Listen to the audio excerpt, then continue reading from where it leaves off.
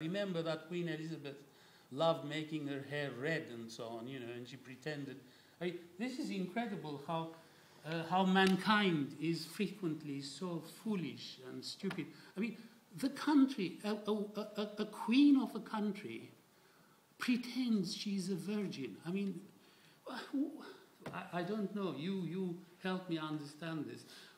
What madness, that people in those days, in those times, even in history, should be bothered to think they should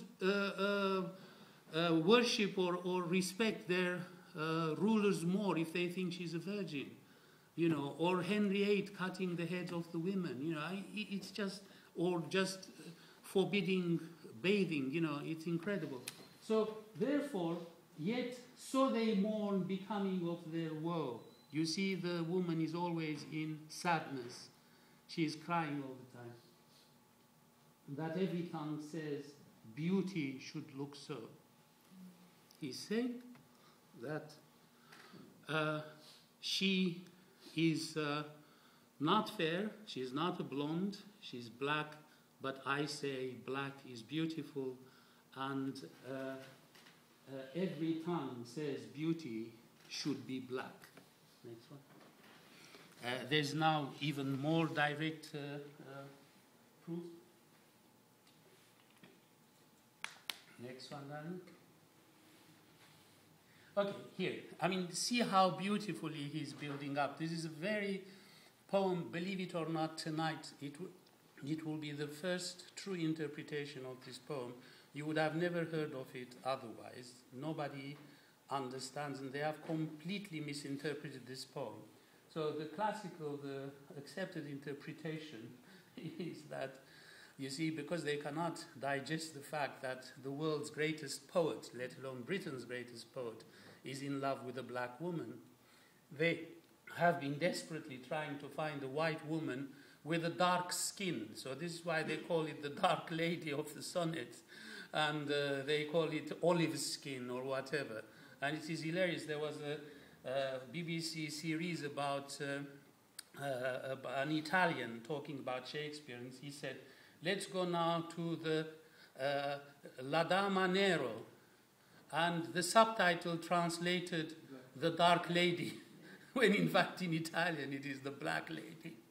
So the thing is, therefore, they have found some white ladies with olive skin color, and they are wonderful musicians. So the idea is, it is hilarious. If I could find it here for you, this guy says, imagine Shakespeare standing next to her, his mistress, listening to her playing on the virginals.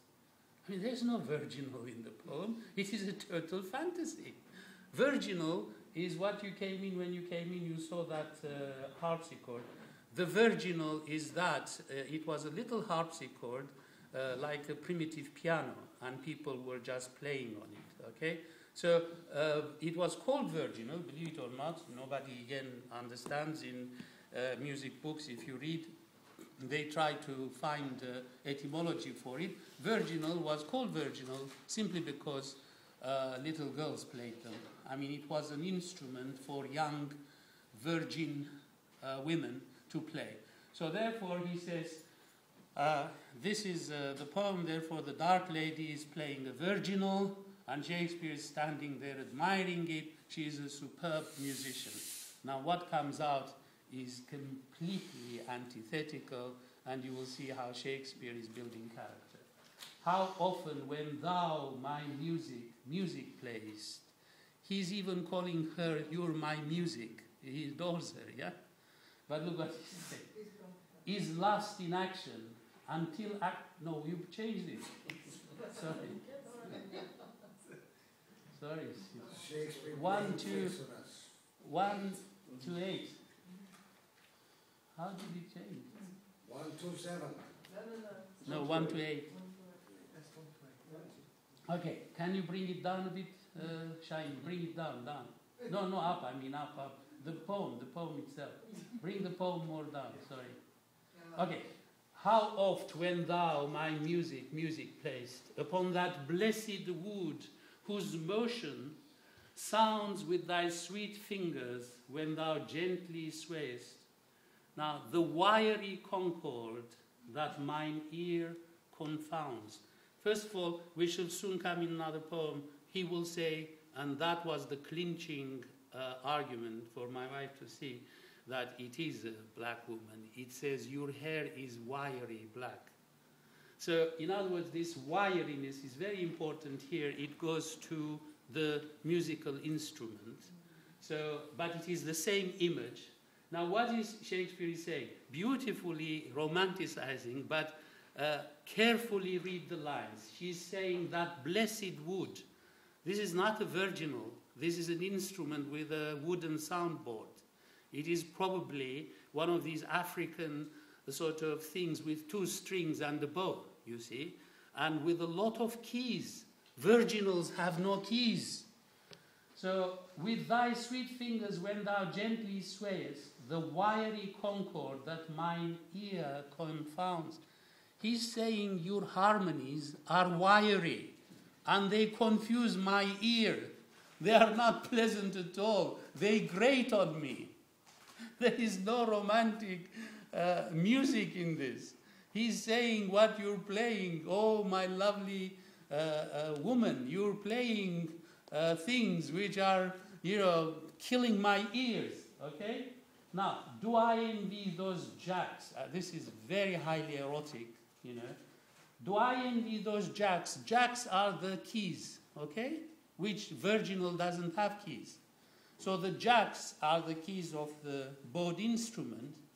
And she's saying I envy those jacks.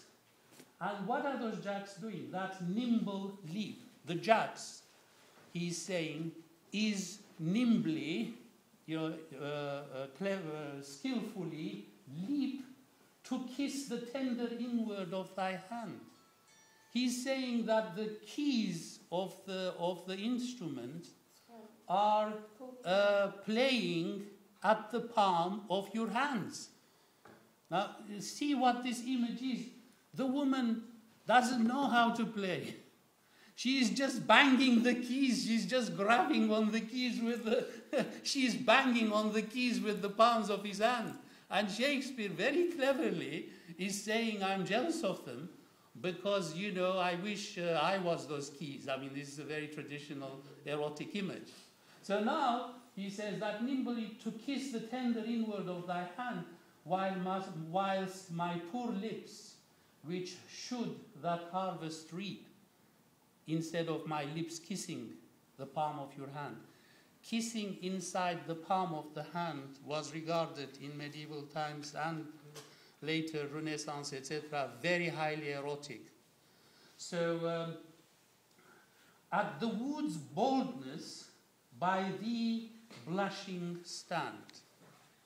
I mean, the wood's boldness by thee blushing stand, to be so tickled, they would change their state and situation with those dancing chips. He's saying, you tickle these keys, and I wish it was me you tickled. And over whom thy fingers walk with gentle gait.